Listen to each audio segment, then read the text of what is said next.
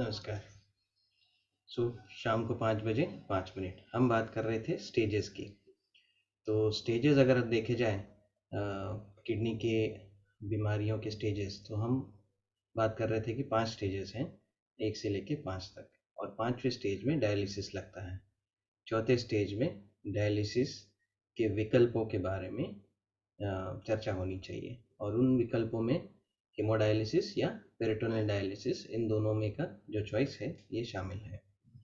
Peritoneal dialysis के बारे में फिर कभी बात करेंगे, लेकिन हीमोडायलिसिस अगर हम सोचते हैं कि नहीं हीमोडायलिसिस कर लेना चाहिए, तो इस स्टेज पे, मतलब चौथे चरण में या चौथे स्टेज पे, जब हमारा किडनी का परसेंटेज 30 से कम हो गया है, तब हमको शारीरिक तैयारी करना ज़रूरी है। हमने बात किया वैक्सीनेशन की। दूसरा हिस्सा है शारीरिक तैयारी का, वो ये है कि फिस्टुला बनाया जाए।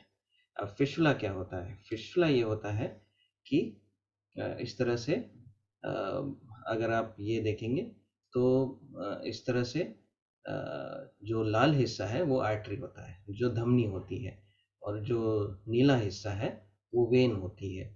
तो ये समझने के लिए लेबल किया गया है।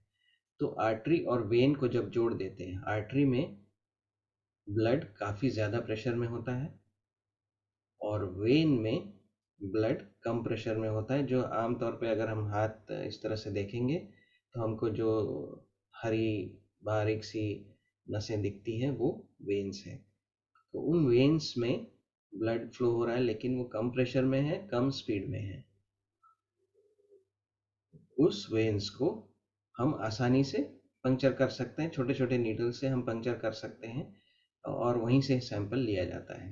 लेकिन जब डायलिसिस करना है तो हमको फ्लो भी ज़्यादा चाहिए, हमको प्रेशर भी ज़्यादा चाहिए, और हमको ये भी सहूलियत चाहिए कि हम उसको बार बार पंक्चर कर सकें बिना तकलीफ के या कम से कम प्रॉब्लम्स के। तो इसीलिए उन वेन्स में प्रेशर बढ़ाना ज़रूरी होता है, और ये प्रेशर बढ़ने की वजह से वेन्स बड़ी हो जाती है, उनमें फ्लो भी बढ़ जाता है, और उनका साइज़ या उनके वॉल की जो थिकनेस है वो मोटी हो जाती है, और उसकी वजह से नीडल लगाना आसान हो जाता है। तो अगर हम इस पिक्चर में देखें तो लाल हिस्सा जो आर्टरी है उसको वेन, जो नीला हिस्सा है उससे जोड़ दिया गया है, एक कनेक्शन बनाया गया है जिससे आर्टरी का जो फ्लो है वो वेन के अंदर चला जाए। इस कनेक्शन को बोलते हैं एवी फिस्टुला।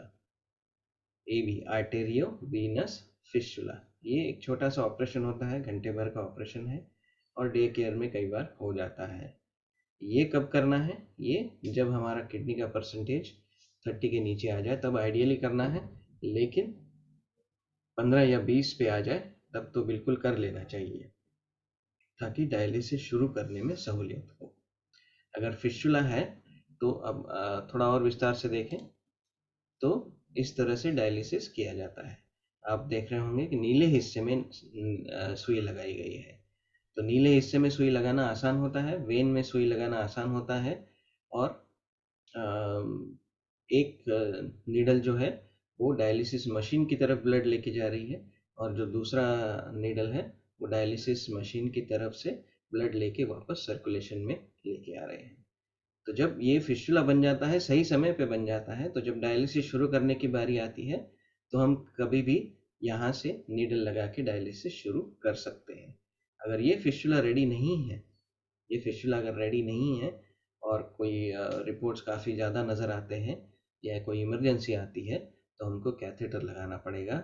हमको यहाँ पे गले में कैथेटर लगाना पड़ेगा, और उससे डायलिसिस करना पड़ेगा। डायलिसिस तो हो जाएगा, लेकिन वो करने से भी आगे जाके लंबे समय के डायलिसिस के लिए हमको फिस्टुला करना फिर भी ज़रूरी है।